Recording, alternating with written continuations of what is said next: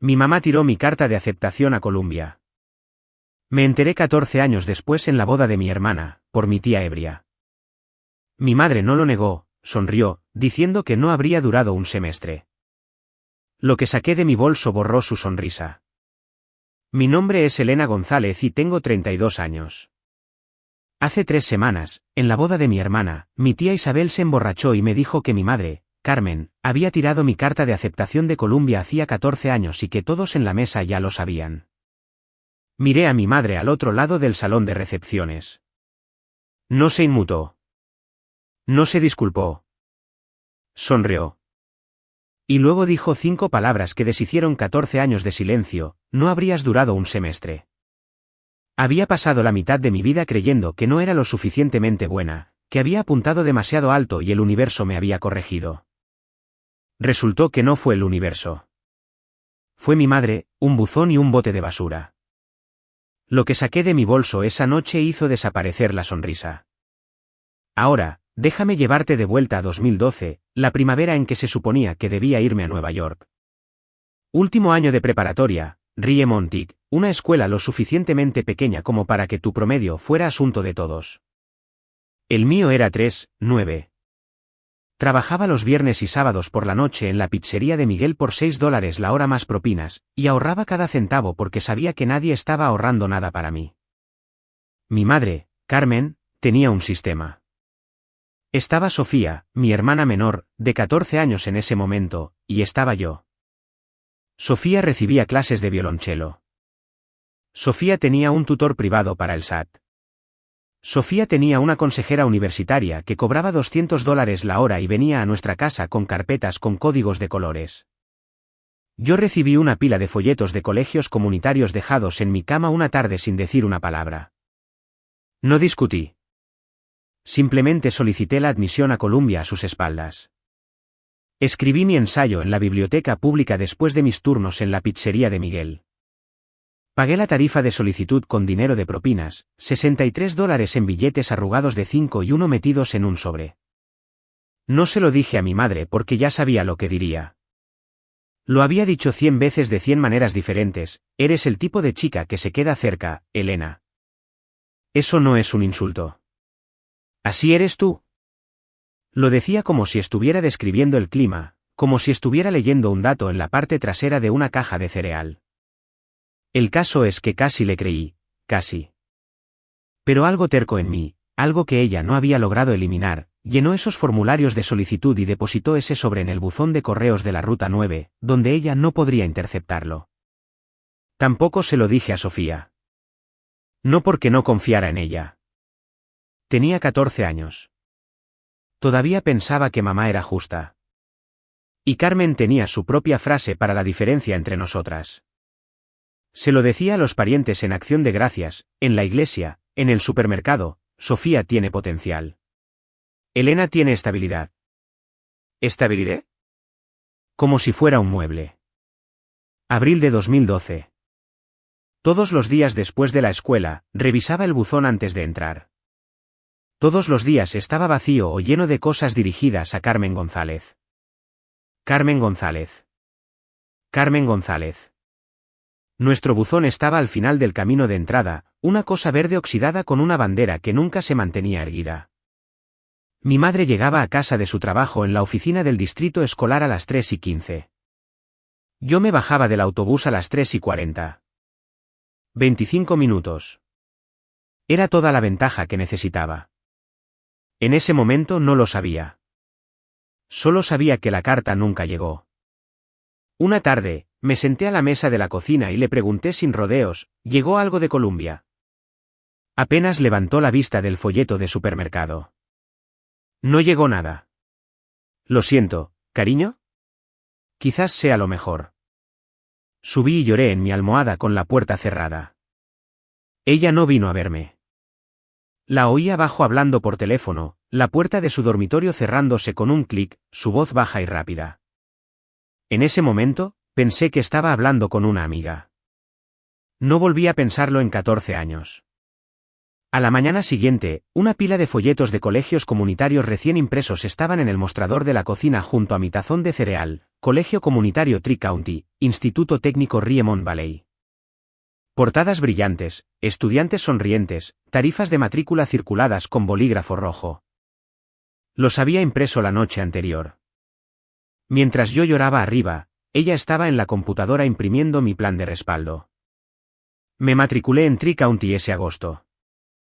Me dije que era temporal. Me dije que me transferiría.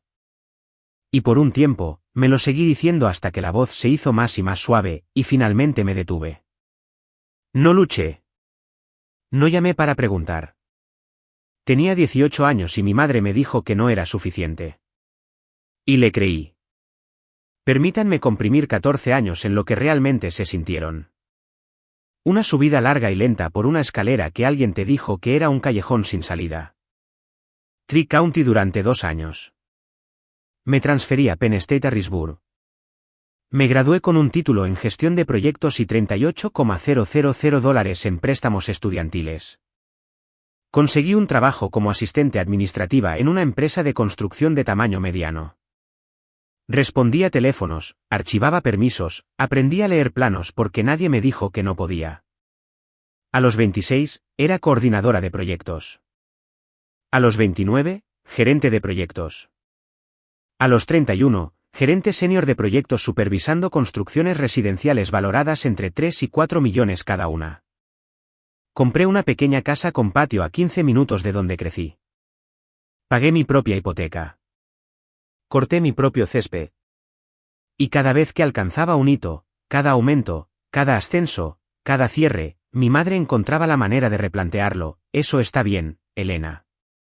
Sofía acaba de ser ascendida a coordinadora de marketing en Palmer West. ¿No es maravilloso? Compraste una casa. Bien por ti. Sofía está buscando lugares en el desarrollo Fieldcrest. Un vecindario mucho mejor. No es que me insultara directamente. Simplemente se aseguraba de que yo conociera el marcador. Y en ese marcador, Sofía siempre estaba 2 puntos por delante. No porque Sofía se lo ganara, sino porque mi madre seguía cambiando los postes de la portería.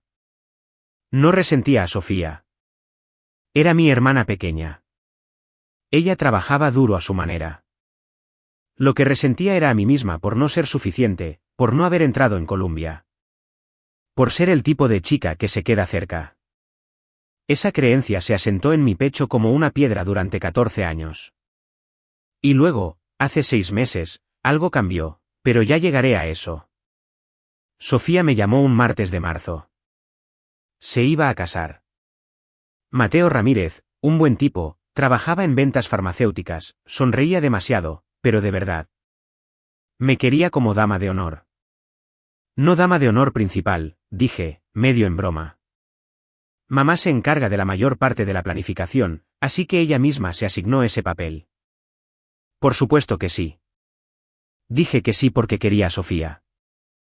Dije que sí porque eso es lo que hacen las hermanas mayores. 2 días después, mi madre llamó no para felicitarme por la invitación, no para charlar, sino para gestionar. Elena, necesito que entiendas algo. Este es el día de Sofía. No lo hagas sobre ti. No he hecho nada, mamá. Sé cómo eres. Como soy yo. La frase que usaba desde que tenía 12 años, cada vez que tenía una opinión, un límite, un pensamiento que ella no había preaprobado, como soy yo, como si existir con columna vertebral fuera un defecto de carácter. También me informó que llevaría verde salvia, no el rosa empolvado que llevaban las otras damas de honor, porque es mejor para tu complexión, un color diferente, apartada, controlada hasta en el número de hilos. Colgué y me senté en mi cocina durante mucho tiempo. Pensé en cada festividad, cada cumpleaños, cada cena familiar donde había aparecido, sonreído e interpretado mi papel. La confiable, la estable, la que no necesitaba nada porque le habían enseñado a no pedir. Tenía 32 años. Gestionaba proyectos de construcción de $4 millones. Coordinaba equipos de 30 personas. Resolvía problemas bajo presión de plazos cada semana. Y mi madre todavía me trataba como a una niña a la que había que decir qué color usar. Aquí está lo que empecé a entender en las semanas previas a la boda. El problema no era solo mi madre. El problema era yo, o más específicamente, la historia que había estado cargando.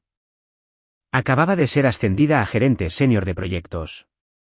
Mi jefe, Javier, me apartó después del anuncio y dijo, deberías presentar el proyecto Coulter a la junta el próximo trimestre. Mi primer pensamiento, no estoy calificada para eso. Mi segundo pensamiento, ¿de dónde salió eso? Tenía los números. Tenía los resultados. Había entregado un proyecto por debajo del presupuesto y antes de lo previsto por primera vez en la historia de nuestra división. Pero en algún lugar entre mi cerebro y mi boca, había un muro, una voz, específicamente la voz de mi madre, diciendo, eres el tipo de chica que se queda cerca. Fue entonces cuando me di cuenta. Claro, duro, como toparse con una puerta de cristal. La mentira no era solo sobre Columbia. La mentira era estructural. Lo había moldeado todo. La forma en que me cuestionaba en las reuniones. La forma en que desviaba los cumplidos. La forma en que me encogía cada vez que alguien me preguntaba dónde estudié, como si Tri County y Penn State Harrisburg fueran confesiones en lugar de logros. Si me quedaba en silencio. Si seguía interpretando el papel que mi madre había escrito para mí. Perdería otros 14 años. Seguiría encogiéndome en las salas de juntas. Seguiría pidiendo disculpas por ocupar espacio. Seguiría viviendo dentro de una historia que alguien más inventó. No podía permitirme eso. No económicamente. Estaba bien económicamente, pero algo más caro que el dinero se estaba gastando, y me estaba quedando sin ello. 6 meses antes de la boda, había tomado una decisión que me aterraba. Una decisión que no le había contado a nadie. Ni a mi madre, ni a Sofía, ni siquiera a mi mejor amiga. No estaba lista para hablar de ello todavía, pero estaba en mi bolso. La cena de ensayo fue en el club de campo la noche antes de la boda. Manteles pálidos, velas con olor a vainilla. 80 personas en una sala construida para 60. Mi madre se levantó para hacer un brindis. Sostenía su copa de champán como un cetro. Durante 9 minutos, lo cronometré en mi teléfono debajo de la mesa. Habló sobre el camino de Sofía, los primeros pasos de Sofía, el recital de violonchelo de Sofía a los 10 años, la admisión de Sofía a la facultad Whitmore, la carrera de Sofía, el corazón de oro de Sofía. No mencionó mi nombre ni una vez. Ni una vez en 9 minutos. Me senté a 4 pies de ella con el vestido verde salvia que había elegido y no existía. Siempre supe que Sofía estaba destinada a grandes cosas, dijo, sus ojos brillando. Una madre lo sabe. La sala aplaudió. Yo también aplaudí, porque ¿qué más haces cuando tu madre te borra en público y todo el mundo mira? Después, sentí una mano apretar la mía debajo de la mesa. Mi tía Isabel, la hermana menor de mi madre, me apretó fuerte. Tenía los ojos rojos. Lo siento, susurró. La miré. Lo siento ¿por qué? Abrió la boca, la cerró, dio un largo sorbo de champán. No importa. Mañana te lo diré, mañana. Decirme que, Isabel. Sacudió la cabeza y desvió la mirada, pero su mano temblaba. Tu madre no es quien crees que es, dijo tan suavemente que casi no la escuché. ¿Y tú tampoco? Se levantó y fue al baño antes de que pudiera responder. Me senté allí con las palabras de mi tía resonando en mi cráneo y el brindis de mi madre todavía haciendo eco en las paredes. Algo se acercaba. Podía sentirlo como se siente una tormenta. El aire cambia antes que el cielo. En esa cena de ensayo, mi tía me apretó la mano debajo de la mesa y susurró, lo siento. Y no tenía idea de por qué se disculpaba. Todavía no. Pero lo sentí en mi pecho, algo se acercaba.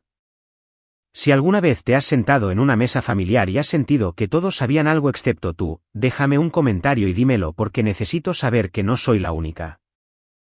Además, dale a suscribir si no lo has hecho. Esta historia está a punto de dar un giro. Mañana de la boda. La suite nupcial del club de campo olía a laca y gardenias. Sofía estaba sentada frente a un espejo de tocador mientras una maquilladora trabajaba en sus ojos. Se veía hermosa. Genuinamente, desgarradoramente hermosa. Y por un momento, me olvidé de todo lo demás. Súbeme la cremallera, me pidió. Le subí la cremallera del vestido, con cuidado con el encaje. Mi hermana pequeña se casa. Entonces entró Carmen, portapapeles en mano. Literalmente un portapapeles. Las flores deben moverse 6 pulgadas a la izquierda en el altar. La abuela de Mateo está en silla de ruedas, así que reorganiza la fila 3. Y Elena, ponte atrás para las fotos. Sofía es la novia, ¿no tú? El pincel de la maquilladora se detuvo a mitad de trazo. Mamá, dijo Sofía en voz baja. ¿Qué? Estoy siendo práctica. Ella es más alta. Bloqueará la toma. Mido 5'6". Sofía mide 5'4". 2 pulgadas no es un problema de bloqueo. Está bien, dije. ¿Ves? Ella está bien. Carmen volvió a su portapapeles. Ah, y sonríe menos durante la ceremonia. Estás acaparando la atención. Sonreír menos. En la boda de mi hermana, me estaban diciendo que me atenuara para que la sala no me notara accidentalmente. La maquilladora me miró en el espejo. Le devolví la mirada. Compartimos ese tipo de mirada que no necesita palabras. Esa en la que un extraño ve algo y decide no decirlo. Sofía buscó mi mano mientras su rímel se secaba. Ignórala. Te ves hermosa. Gracias, Sophie. Lo decía en serio. Y me refería al apodo, el de cuando ella tenía 6 y yo 10, antes de que nuestra madre trazara una línea entre nosotras y nos dijera que era el horizonte. Le alisó el velo. Carmen ladró órdenes a la florista por teléfono y pensé, esta noche, Isabel dijo, esta noche. La ceremonia fue al aire libre, sillas blancas en el césped, un arco envuelto en hiedra, 120 invitados dispuestos en filas ordenadas como una audiencia esperando un espectáculo, y mi madre se aseguró de que fuera el suyo. Se sentó en primera fila central, agarrando la mano de Sofía antes de la procesión, como si fuera ella quien la entregara. Nuestro padre, Ricardo, no estaba. Se había mudado a Arizona después del divorcio cuando yo tenía 12 años. Carmen también había gestionado esa salida, lenta y deliberadamente, hasta que él se sintió como un invitado en su propia casa y se fue. Ella les dijo a todos que él decidió irse. Nunca mencionó la parte en que cambió las cerraduras mientras él estaba en el trabajo. Antes de que comenzara la ceremonia, Carmen ya había reescrito el programa. El oficiante anunció una edición no programada, unas palabras de la madre de la novia. La organizadora de bodas de Sofía parecía confundida. Esto no estaba en el itinerario. Carmen caminó hacia el frente. Llevaba un vestido color marfil. No blanco. Marfil, lo suficientemente cerca del blanco como para que lo notaras, pero lo suficientemente lejos como para que no pudieras quejarte sin sonar mezquina. Habló durante 4 minutos sobre el privilegio de criar a una hija que brilla. Habló de sacrificio. Habló de largas noches ayudando con la tarea, específicamente la tarea de Sofía. Habló de poner todo lo que tenía para asegurarme de que mi niña tuviera todas las oportunidades. Mi niña, singular. Estaba en la fila de damas de honor, de verde salvia, sosteniendo un ramo de rosas, y vi a 120 personas asentir mientras mi madre describía una familia que tenía un solo hijo. Crucé la mirada con Isabel desde la 4ª fila. Agarraba el borde de su silla plegable. Tenía la mandíbula tensa. Sacudió la cabeza apenas. Una señal privada que aún no entendía. La recepción se trasladó al interior. Mesas redondas, centros de mesa de peonías blancas, un DJ tocando Sinatra lo suficientemente bajo como para poder conversar. La mesa familiar estaba cerca de la mesa principal, lo suficientemente cerca como para ver a Sofía y Mateo, lo suficientemente lejos como para sentir que era el segundo nivel. Sentadas a mi alrededor, Carmen, Isabel, mi abuela Rosario, de 82 años, con audífonos en ambos oídos, todavía más perspicaz de lo que nadie le daba crédito. 2 primos del lado de Carmen, Diego y Andrés, ambos demasiado ocupados con sus teléfonos para notar algo. Carmen comenzó a los pocos minutos. Se giró hacia Rosario y lanzó un resumen de la vida de Sofía. Cada logro entregado como un comunicado de prensa. Sofía entró en Whitmore al primer intento. Apoyo familiar completo, por supuesto. Algunos niños simplemente se elevan cuando les das los cimientos. Me miró de reojo cuando dijo, algunos niños. La frase no fue accidental. Y ahora esta hermosa boda. Mateo es maravilloso, el tipo de hombre que aprecia a una mujer con ambición. Bebí agua y no dije nada. Había estado practicando esto toda mi vida. El arte de quedarme quieta mientras alguien narraba mi insignificancia. Isabel se sirvió su tercera copa de champán, luego la cuarta. Su mano ya no estaba firme. Seguía mirándome, luego a Carmen, luego de vuelta a mí. Un triángulo de miradas que se aceleraba. Carmen lo notó. Por primera vez ese día, vi algo parpadear en el rostro de mi madre que no era control. Era preocupación. Miró a Isabel y dijo casualmente, Isa, quizás cambia al agua. Estoy bien, dijo Isabel demasiado fuerte. Andrés levantó la vista de su teléfono.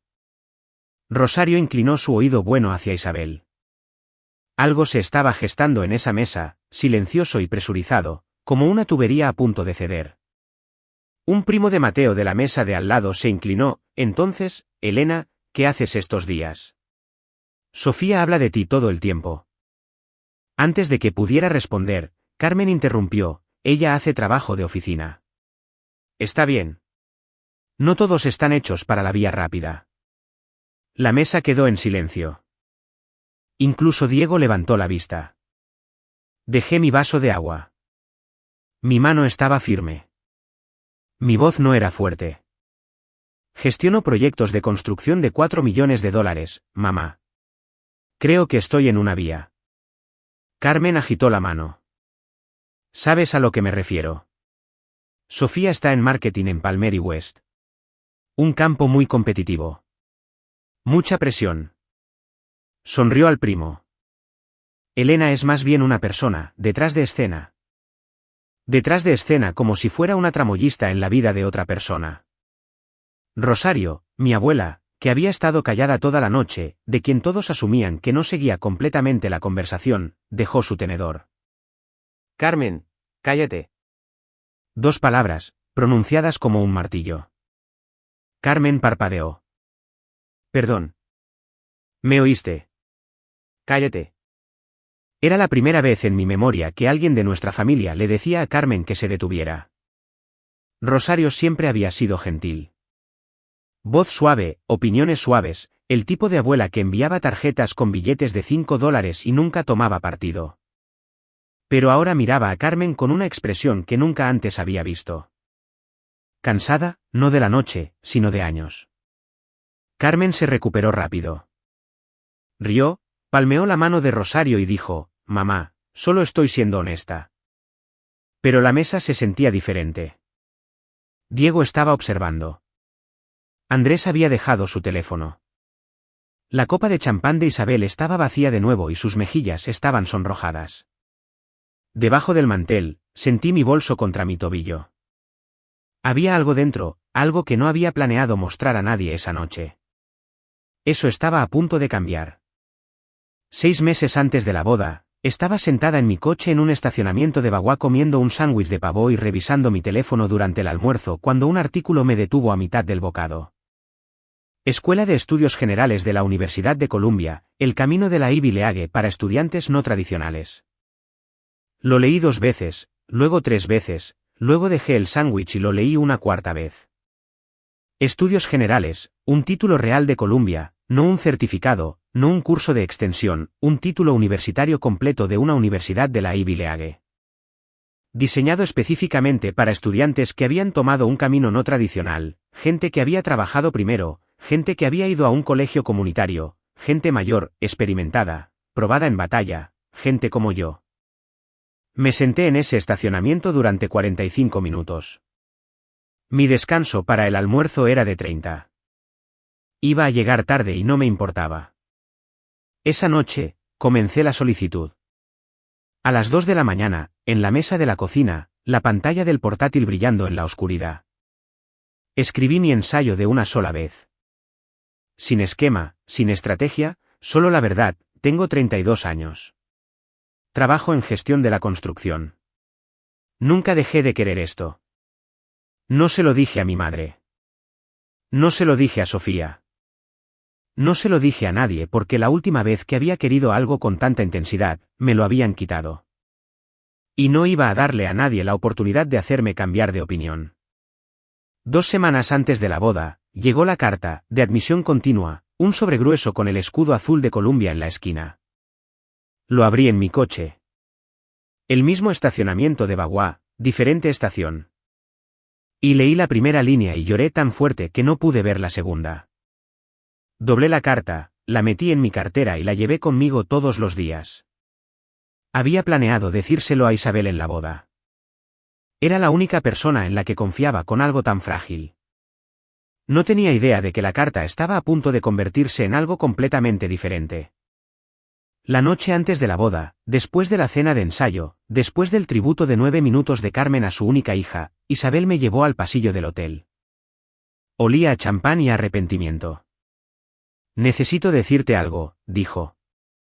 Su mano estaba en mi brazo, apretando más fuerte de lo que se daba cuenta. De acuerdo, dime. Mañana, después de la ceremonia. No puedo. No esta noche. No con tu madre a 20 pies de distancia. Isabel, me estás asustando. Me miró y vi algo que nunca había visto en el rostro de mi tía antes. Culp. No del tipo casual. No del tipo olvidé tu cumpleaños, sino del tipo profundo, el tipo que envejece a una persona desde dentro. Tu madre no es quien crees que es, dijo. ¿Y tú tampoco? La miré fijamente. ¿Qué significa eso? Significa que debería haber dicho algo hace mucho tiempo, y no lo hice, y tengo que vivir con eso. Su voz se quebró en la última palabra. Mañana, lo prometo. Me apretó el brazo una vez más y se alejó, los tacones haciendo clic en el suelo de baldosas, desapareciendo por la esquina hacia los ascensores. Me quedé en ese pasillo durante mucho tiempo. Conocía a Isabel. Era profesora de inglés de preparatoria. Era cuidadosa con las palabras. No decía cosas que no quería decir, y no se asustaba fácilmente. Lo que sea que llevaba, tenía peso. Regresé a mi habitación de hotel y me acosté en la cama, completamente vestida, mirando al techo. Sus palabras se repetían en bucle, tu madre no es quien crees que es, y tú tampoco. No dormí esa noche, ni una sola hora. Simplemente me quedé allí escuchando el zumbido de la máquina de hielo a través de la pared, esperando que el mañana abriera lo que fuera que guardaba. Mañana de la boda, antes de la suite nupcial, antes del portapapeles, antes de que Carmen me dijera que sonriera menos. Me senté en el borde de la cama del hotel y abrí mi cartera. La carta de Columbia estaba allí, doblada en 3, ligeramente suave en los pliegues por haberla llevado a todas partes durante 2 semanas. La desdoblé y leí el primer párrafo por 20ª vez. Estimada señorita González, nos complace informarle que ha sido admitida en la Escuela de Estudios Generales de la Universidad de Columbia para el semestre de otoño de 2026. Recorrí el escudo azul con el pulgar. Esto era mío, no regalado, no heredado, no aprobado por el portapapeles de Carmen González. Mío. Ganado en un estacionamiento de Bagua a las 2 de la mañana por una mujer que había pasado 14 años subiendo una escalera que le habían dicho que era un callejón sin salida. Había planeado decírselo a Isabel hoy, apartarla después de los brindis, mostrarle la carta, que alguien compartiera esto conmigo. Era la única persona en mi familia que alguna vez me había mirado como si valiera más de lo que mi madre decidía. No sabía todavía lo que Isabel estaba a punto de decirme. No sabía que la carta en mi cartera iba a chocar con un secreto de 14 años. Solo sabía que era mía, y la llevaba cerca. Como se lleva algo precioso por una habitación llena de gente que quizás no entienda su valor. Doblé la carta, la volví a meter en mi cartera, puse la cartera en mi bolso y la cerré con cremallera. Luego me vestí, conduje hasta el club de campo y entré a la boda de mi hermana llevando pruebas de que nunca fui la chica que mi madre dijo que era. Simplemente no lo sabía todavía. Los brindis de la recepción comenzaron a las 7:30. El padrino de Mateo fue primero. Un discurso divertido y descuidado sobre compañeros de cuarto de la universidad y pasta quemada. Todos rieron. Sofía resplandecía. Luego Carmen se puso de pie.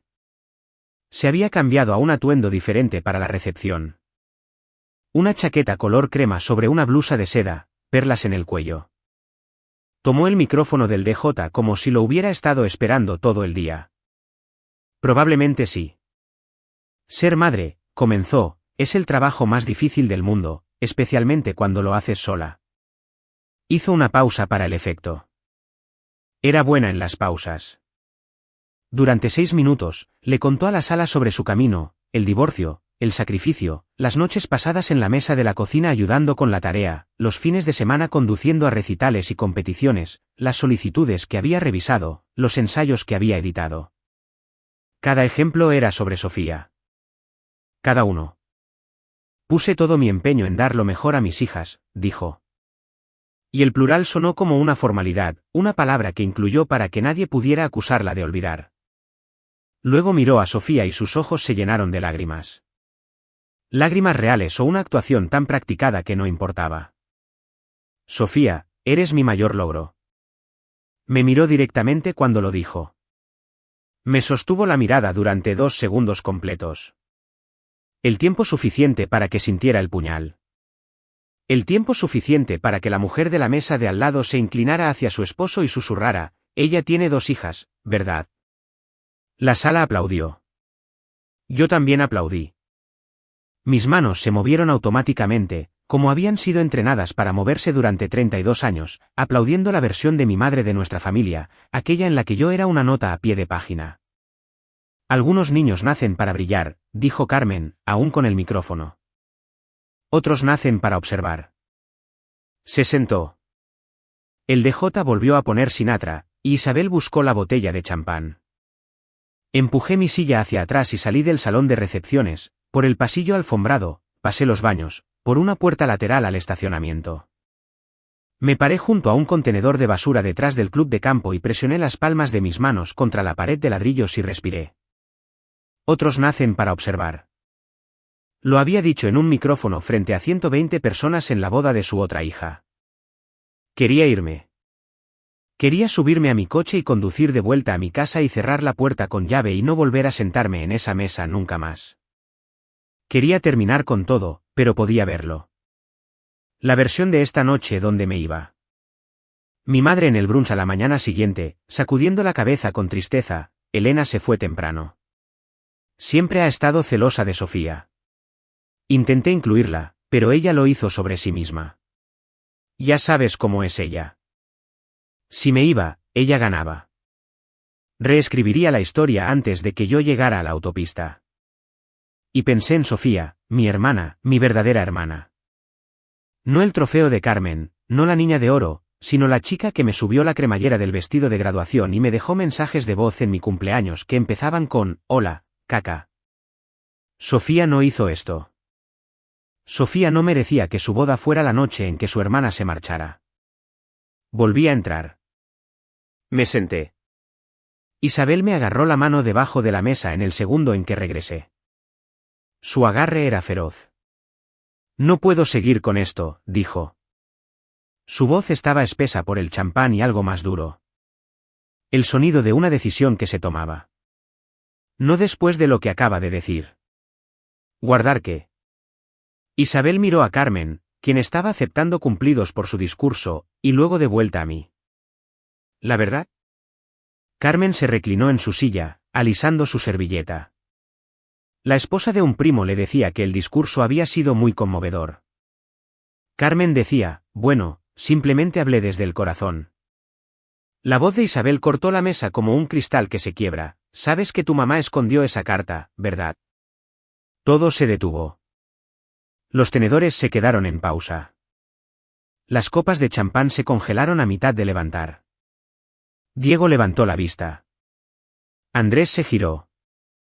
Isabel me estaba mirando directamente. Tenía los ojos húmedos, la mandíbula apretada, y su voz estaba firme por primera vez en toda la noche. La firmeza de alguien que finalmente ha dejado de luchar consigo mismo. Todos lo sabíamos. No podía moverme. ¿Qué carta? Tu carta de Columbia. Entraste, Elena.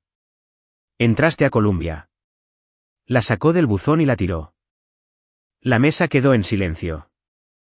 No el tipo de silencio educado. El tipo sin aire. El tipo en el que se puede oír el hielo asentándose en los vasos de agua. Me giré hacia mi madre. ¿Es eso cierto? Carmen tomó su copa de vino. Dio un sorbo lento. La dejó. Y luego hizo algo que nunca olvidaré mientras viva. No lo negó. No explicó. No se disculpó. No lloró ni tartamudeó ni desvió la mirada. Dejó su copa de vino, se arregló las perlas y dijo: «Oh, Isabel, siempre fuiste tan dramática». Rosario se llevó la mano al pecho. La boca de Diego estaba abierta. Andrés tenía su teléfono en la mano, pero no lo miraba. Carmen. Dijo Isabel, su voz elevándose. Dile la verdad. Mi madre me miró, tranquila, sin parpadear.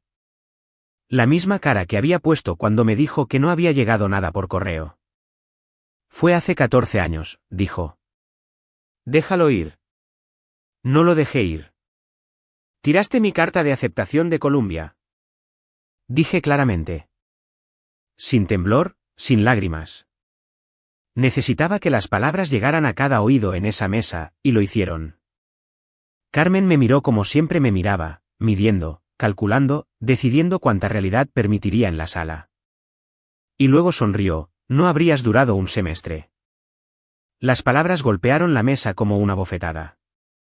Rosario aspiró bruscamente. Diego se recostó en su silla. Isabel cerró los ojos. No lo negaba. Lo estaba defendiendo. 14 años de silencio. Y su respuesta no fue: lo siento, o me equivoqué. Fue: tuve razón al hacerlo. Los invitados de las mesas contiguas se habían quedado en silencio. La onda se extendía, las cabezas giraban, las conversaciones se detenían, la música del DJ de repente demasiado alta para una sala que había dejado de hablar. Me senté perfectamente quieta. 14 años de creer que no era lo suficientemente buena se abrieron como una cáscara de huevo, y debajo había algo que no había esperado. No estaba enfadada. Todavía no.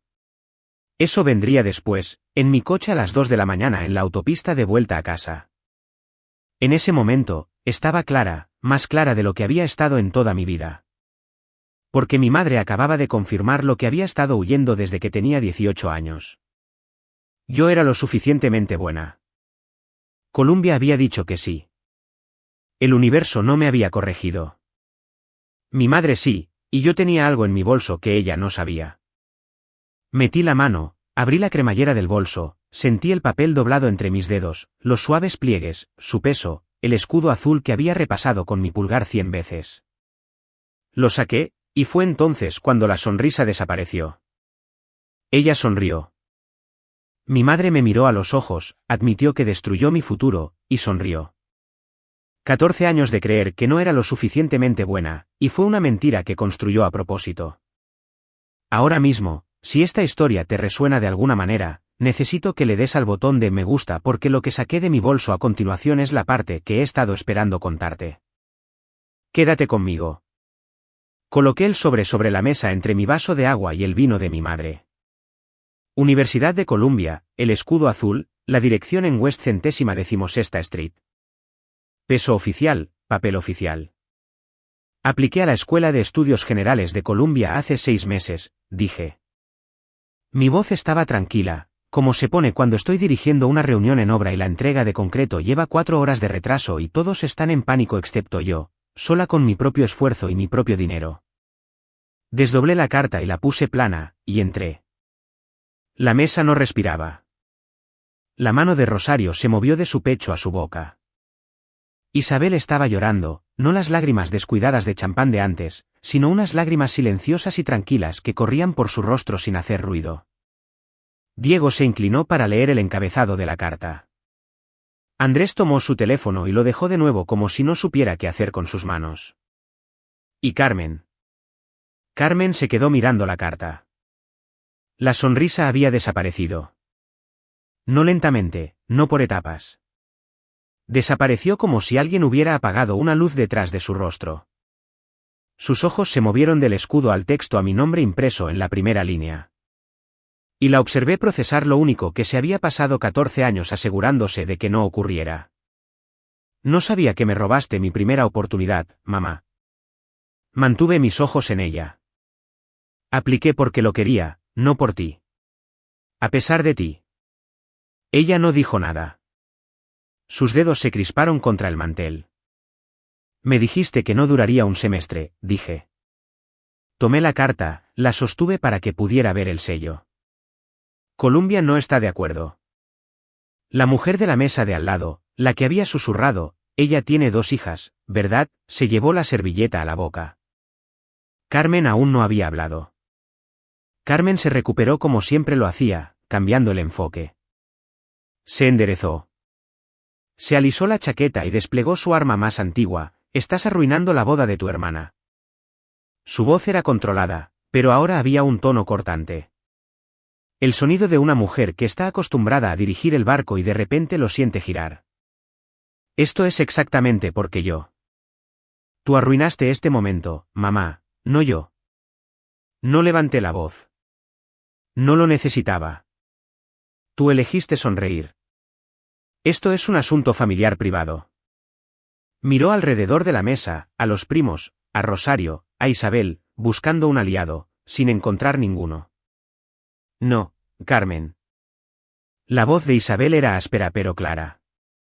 Lo hiciste público cuando diste ese discurso sobre tu mayor logro. Mientras tu otra hija estaba sentada justo ahí. La boca de Carmen se abrió. No salió nada. Isabel no había terminado. Ella se ganó esto, Carmen. Se lo ganó a los 18. Y se lo ganó de nuevo ahora. Se lo robaste. Acéptalo. La onda había llegado a las mesas más allá de la nuestra. Podía sentir las miradas. Podía escuchar el cambio. El bajo murmullo de una sala recalibrándose. El sonido de 120 personas actualizando su comprensión de la mujer de la chaqueta color crema y perlas. Carmen agarró el borde de la mesa. Estás armando un espectáculo. Tú armaste el espectáculo, dije. Hace 14 años, frente a un buzón. Sus ojos se movieron de izquierda a derecha. Buscaba una salida, una forma de reformular la versión de esta conversación en la que ella era la víctima. Podía verla intentando construirla en tiempo real. Las lágrimas, el labio tembloroso, el después de todo lo que he hecho por esta familia, pero la mesa estaba observando. Y por primera vez en mi vida, la sala no se lo tragaba. Sofía apareció al borde de nuestra mesa. Todavía estaba con su vestido de novia, la cola recogida sobre un brazo, el velo echado hacia atrás. Alguien le había dicho. Mateo estaba unos pasos detrás, con la mano en la corbata, la postura universal de un hombre que no sabe si quedarse o irse. ¿Es esto cierto? Su voz era fina, tensa.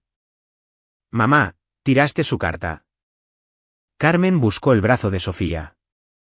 Cariño, no hagamos esto ahora. Sofía se apartó. ¿Lo hiciste?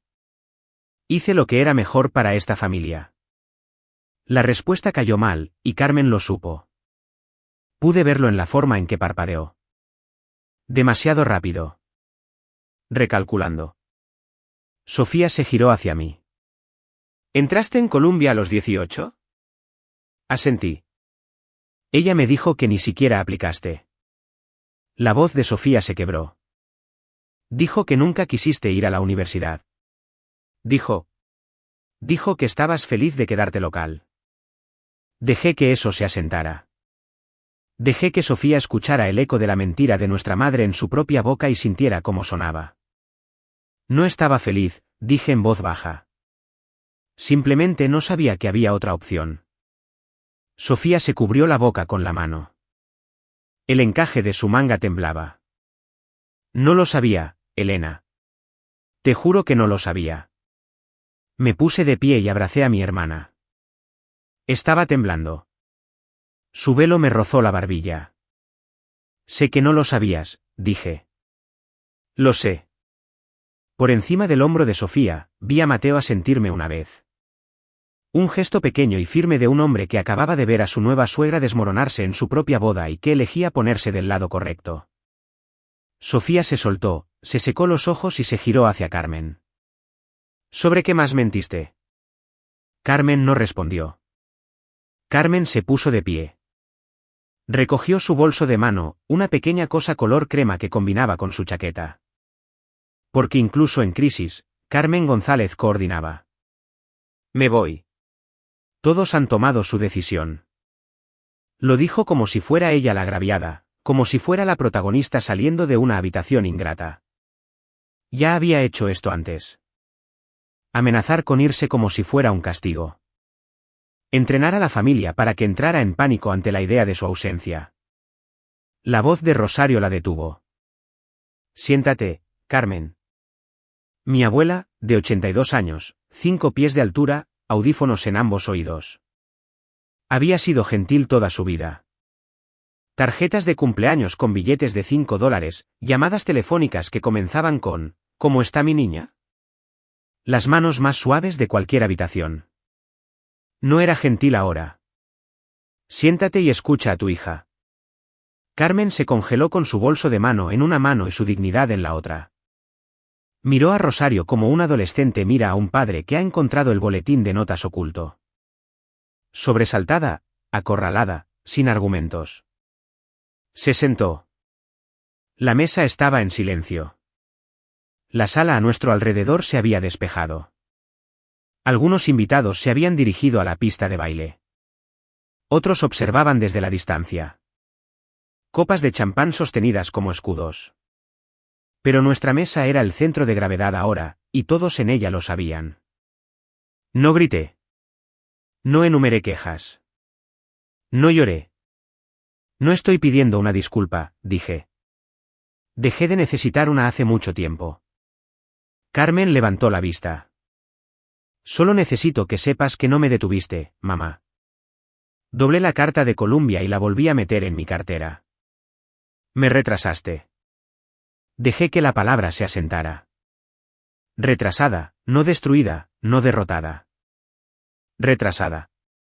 14 años, dije. Y todavía sigo. Rosario extendió la mano por la mesa y colocó la suya sobre la mía. Buena chica, dijo. Buena chica. No pedí una disculpa porque había aprendido algo sobre las disculpas de personas como mi madre. No son admisiones, son herramientas. Ella se disculparía como hacía todo, estratégicamente, con condiciones, de una manera que de alguna manera la convertía en la heroína. No me interesaba su actuación. Me interesaban mis límites. Empiezo en Columbia en septiembre, dije. No a la mesa, sino a Carmen. No atenderé tus llamadas entre ahora y entonces. Cuando esté lista para hablar, me pondré en contacto. No puedes simplemente. Puedo y lo haré. Abrió la boca de nuevo y lo vi. La maquinaria, la forma en que su cerebro ya estaba construyendo la narrativa que le contaría a sus amigos mañana, Elena armó un espectáculo en la boda. Elena me humilló frente a la familia. Siempre ha sido difícil. Ya sabes cómo es ella. Pero los testigos todavía estaban en la mesa, y todos habían escuchado las mismas palabras que yo. Me giré hacia Sofía, quien estaba de pie junto a Mateo, el rímel dejando finas líneas por sus mejillas. Esta es tu boda, Sophie. ¿Te quiero? Me quedaré para tu primer baile. Y luego me iré. ¿De acuerdo? Sofía asintió. Ella buscó mi mano y la apretó fuerte, como solía hacerlo cuando tenía 6 años y cruzábamos un estacionamiento. De acuerdo, dijo. Miré a Carmen una vez más. Estaba sentada muy quieta, su bolso de mano en la mesa, su servilleta arrugada en su puño. No te estoy castigando, mamá. Me estoy protegiendo. Ella no respondió. No necesitaba que lo hiciera. Me senté. Isabel me sirvió una copa de champán, la primera que había tomado en toda la noche. Brindamos sin decir una palabra. El DJ cambió a una canción lenta. Sofía y Mateo salieron a la pista de baile.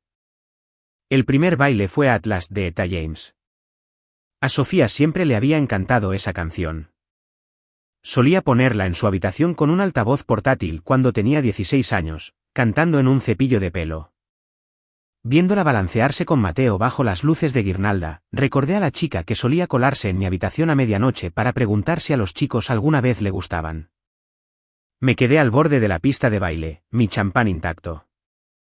Isabel apareció a mi lado. Olía a champán y a alivio. Debería haberte dicho hace años, dijo. No me estaba mirando. Estaba observando a Sofía. Me lo dijiste esta noche, eso es lo que importa. Me amenazó con cortarme si alguna vez decía algo. Me dijo que le diría a la familia que estaba mintiendo. La voz de Isabel ahora era firme, vacía del peso que había cargado. Intenté dar pistas a lo largo de los años. Te preguntaba si alguna vez habías pensado en aplicar a otro lugar. Siempre decías, ¿cuál es el punto? Recordé esas conversaciones. Recordé pensar que Isabel estaba siendo insistente. Lo siento, Elena. Sé que ya está hecho. Se quedó en silencio un momento, luego mirando a la pista de baile. ¿De verdad vas a Columbia? Palmé mi bolso. ¿De verdad que sí? Se rió. Un sonido corto y húmedo. Luego se inclinó y dijo algo que reorganizó los últimos 32 años de mi vida en 3 segundos. Tu madre también aplicó a Columbia una vez, justo después de la preparatoria. No fue aceptada. Me giré para mirarla. Ella nunca te lo dijo, dijo Isabel. Nunca se lo dijo a nadie.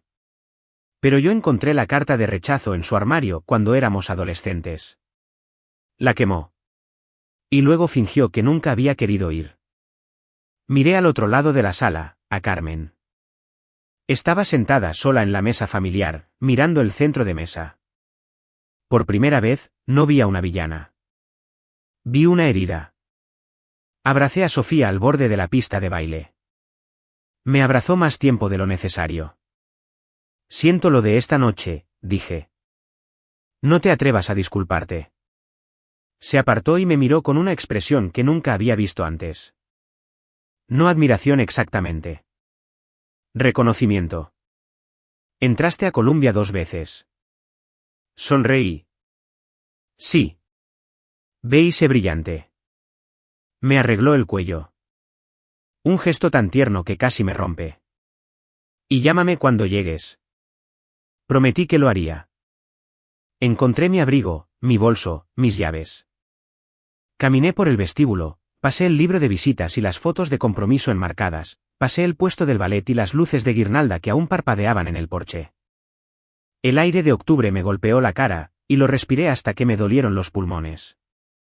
Mi coche estaba aparcado al final del estacionamiento. Me senté en el asiento del conductor y saqué la carta de Columbia de mi cartera. La luz del techo convirtió el escudo azul casi en plata. La leí de nuevo, no como la había leído en el estacionamiento de Bagua, frenética, incrédula, aterrorizada de que pudiera ser un error. Esta vez, la leí como estaba destinada a ser leída, por una mujer que siempre la había merecido. Llamé a mi mejor amiga, Laura. Contestó al segundo timbrazo.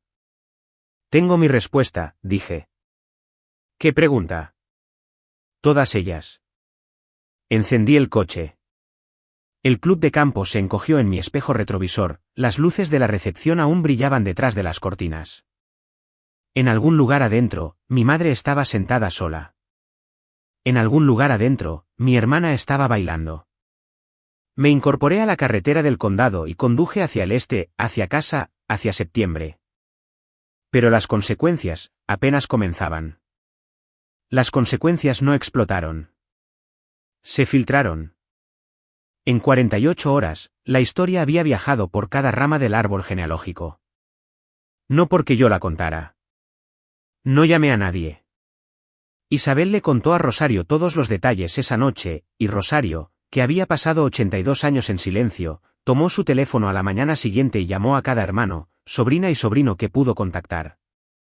3 de los primos de mi madre me llamaron. No para chismear, sino para confirmar. Siempre sentimos que algo andaba mal, dijo mi prima Gloria. Ella hablaba de Sofía como si estuviera criando a un prodigio.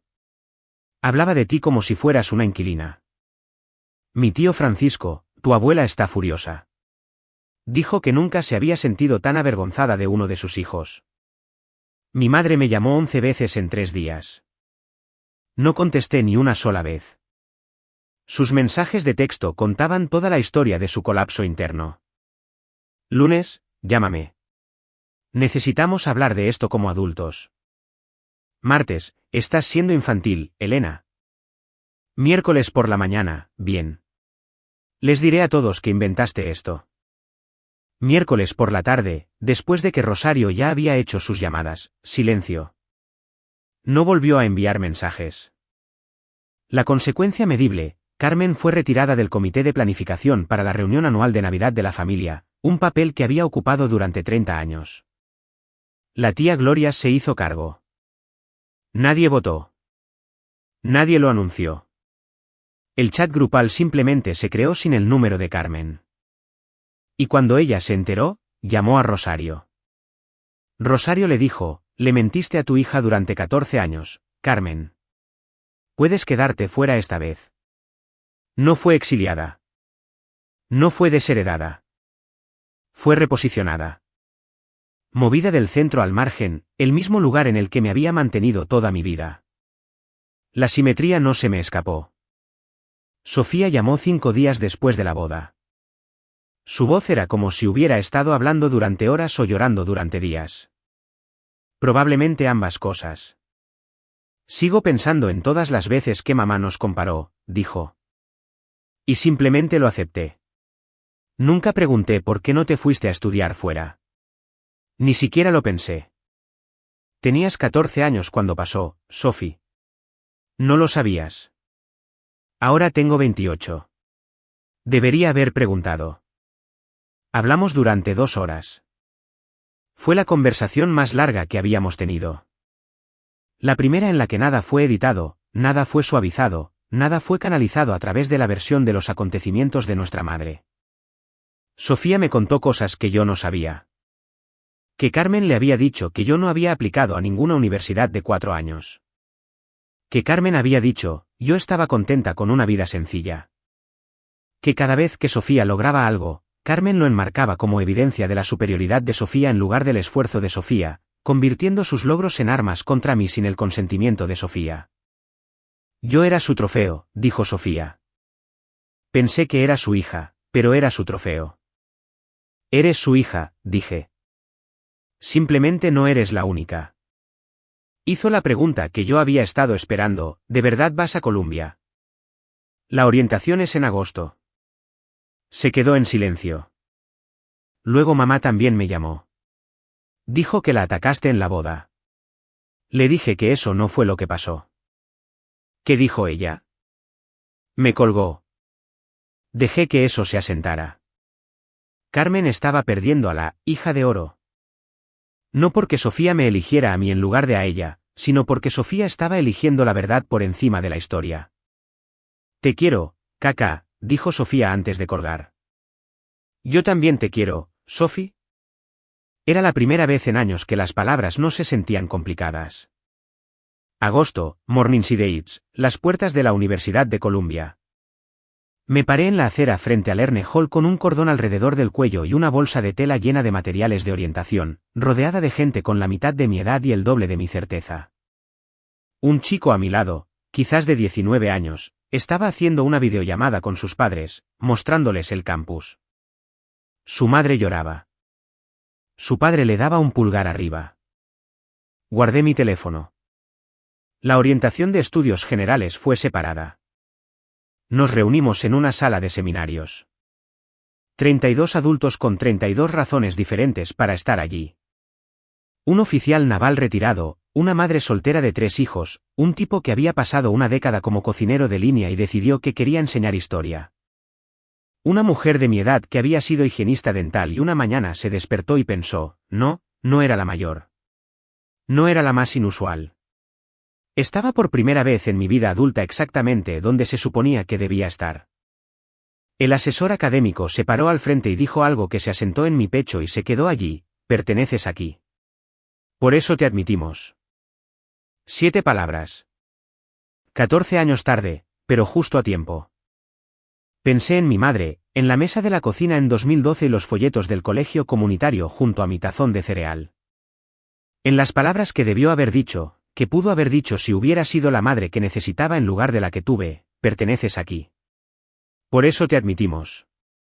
Después de la orientación, me paré frente a las puertas y tomé una foto. Cielo azul, piedra antigua, el escudo que había llevado en mi cartera durante meses, ahora sobre mi cabeza, tallado en la pared. Envié la foto a Sofía y a Isabel. No se la envié a Carmen. La primera semana de clases, una carta llegó a mi apartamento, escrita a mano, de 2 páginas. La letra de mi madre, la misma cursiva inclinada que usaba en las listas de compras y las tarjetas de cumpleaños y los folletos del colegio comunitario que había dejado en mi cama. Me senté en mi sofá y la leí. No era una disculpa. Era una explicación. O, más precisamente, era una defensa: todo lo que hice fue para mantener a esta familia unida. No entiendes los sacrificios que hice. No sabes lo que era ser una madre soltera con 2 hijas y sin apoyo. Tomé decisiones difíciles, no perfectas, pero difíciles. Nunca usó las palabras lo siento. Nunca dijo me equivoqué. Usó las palabras sacrificio 4 veces y desagradecida 2 veces. Al final, una postdata: PD, tu carta de estudios generales me fue reenviada a mi casa por error. No la abrí esta vez. Me quedé mirando esa línea. No la abrí esta vez. Como si la contención fuera lo mismo que el remordimiento. Como si no repetir un crimen fuera lo mismo que arrepentirse. Doblé la carta. No la quemé. No la rompí. No le escribí de vuelta. La puse en un cajón debajo de una pila de antiguas declaraciones de impuestos. Y cerré el cajón. Luego recogí mi mochila y fui a mi primera clase, Introducción al Pensamiento Político Americano. Hamilton Hall, 9:10 de la mañana. Me senté en la tercera fila. Tomé apuntes. Levanté la mano 2 veces. No le debía a mi madre mi ira. No le debía mi perdón. Me debía un semestre en Columbia y iba a hacerlo valer. No fingiré que fue fácil.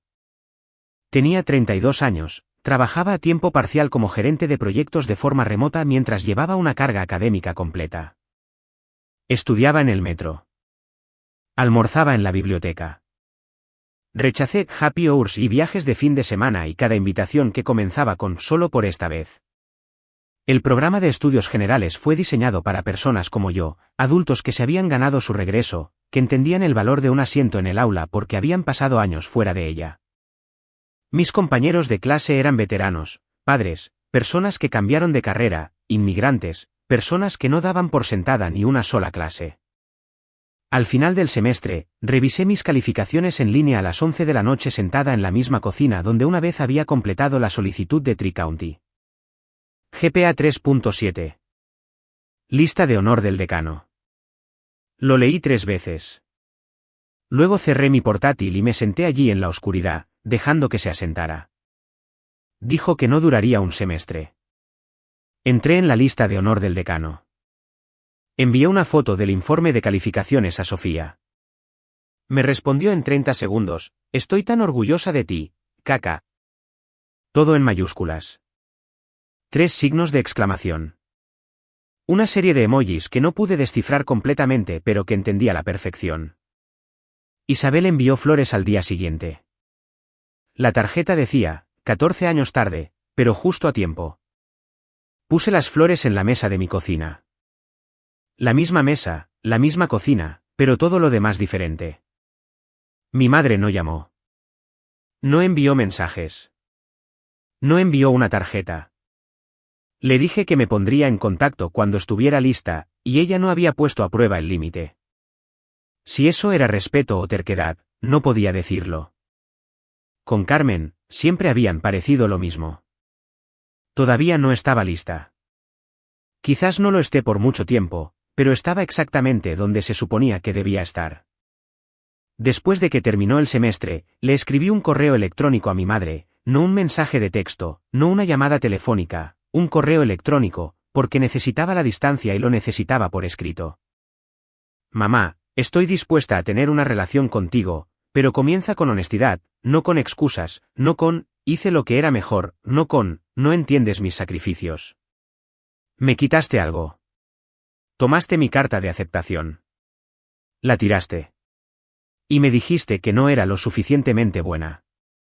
Me viste creer esa mentira durante 14 años. Me viste luchar con ella en cada cena, cada festividad, cada llamada telefónica donde me recordabas que Sofía iba por delante y yo por detrás.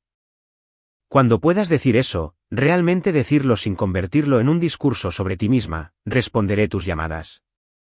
La puerta está abierta, mamá. Pero tienes que cruzarla con honestidad. ¿Elena? Ella no ha respondido. Han pasado 3 meses. Puede que nunca responda. Y he tenido que aceptarlo. No puedo controlar si Carmen González cambia. Pasé 32 años tratando de ganarme su aprobación, tratando de ser lo suficientemente buena, tratando de mantenerme lo suficientemente pequeña para que me notara sin sentirse amenazada. Nada de eso funcionó. No porque yo no fuera suficiente, sino porque su capacidad para reconocerme nunca fue sobre mí. Fue sobre ella. No puedo curar su herida. Solo puedo evitar que me desangre. Algunos días se siente como libertad. Algunos días se siente como pena. La mayoría de los días se siente como ambas cosas. Como estar de pie en un puente entre quien fui y quien me estoy convirtiendo, mirando en ambas direcciones y eligiendo seguir caminando hacia adelante. No les cuento esto para que sientan lástima por mí. Tenía comida en la mesa. Tenía un techo. Tenía una hermana que me quería. Incluso si ninguna de nosotras entendió el panorama completo hasta hace poco. Mi vida no fue trágica. Fue redirigida. Y la redirección me costó algo que no puedo calcular, 14 años de un camino diferente, una red diferente, una versión diferente de mí misma. Pero les cuento esto porque creo que algunos de ustedes están cargando una versión de esa mentira ahora mismo. Quizás tu madre te dijo que no eras lo suficientemente inteligente. Quizás tu padre dijo que nunca lo lograrías en ese campo. Quizás un maestro te descartó, o una pareja te convenció de que tus sueños eran demasiado grandes, o alguien en quien confiabas decidió tu límite por ti, y has estado viviendo bajo él desde entonces. Estaban equivocados. Y aquí está la parte que me llevó 32 años aprender, no necesitas que lo admitan. No necesitas su disculpa. No necesitas su permiso. No necesitas que miren una carta con un escudo azul y digan, lo siento. Me equivoqué. Solo necesitas dejar de creerles. No fui a Columbia para demostrar que mi madre estaba equivocada. Fui porque merecía ir. La chica que escribió ese ensayo de solicitud en la biblioteca pública después de su turno en la pizzería de Miguel, ella merecía ir. La mujer que construyó una carrera en gestión de la construcción sin que una sola persona de su familia dijera, estoy orgulloso de ti. Ella también merecía ir. Cualquiera que sea tu Columbia, el título, la carrera, la mudanza, el límite, la conversación que has estado posponiendo durante años, hazlo. No es demasiado tarde. Nunca fue demasiado tarde. La única persona que decide tu límite eres tú. Aquí es donde estoy ahora. Estoy en mi segundo semestre en la Escuela de Estudios Generales de Columbia. Todavía trabajo a tiempo parcial como gerente de proyectos. Resulta que gestionar un cronograma de construcción de millones de dólares es un excelente entrenamiento para gestionar una carga académica universitaria. Mi asesora dice que estoy en camino de graduarme en 2 años y medio. Estoy considerando una especialización secundaria en estudios urbanos porque la chica que se enamoró de los planos en una empresa de construcción quiere entender por qué las ciudades funcionan como lo hacen. Sofía y yo cenamos una vez al mes, a veces en la ciudad. A veces ella sube a Morningside Eats y comemos comida tailandesa barata en Broadway. Y ella me habla de Mateo y del apartamento que están renovando y del perro que adoptaron. Un perro mestizo llamado Biscuit que mastica todo. Es la mejor relación que hemos tenido. Honesta, sin filtros, sin marcador. Isabel ha estado sobria desde la boda.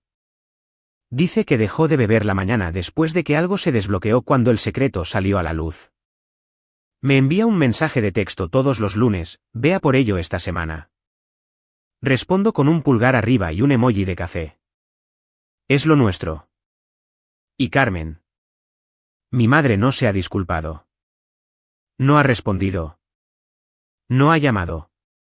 Puede que nunca haga ninguna de esas cosas. Y he hecho las paces con eso. O estoy haciendo las paces con eso. Que es una forma más honesta de decirlo porque mi valor nunca fue suyo para decidir. Nunca lo fue. Y la chica que metió $63 en billetes arrugados de 5 en un sobre y envió su sueño a Nueva York. Ella lo sabía. Simplemente lo olvidé por un tiempo. Hace 14 años, una carta fue tirada. Pero la chica a la que iba dirigida, todavía está aquí.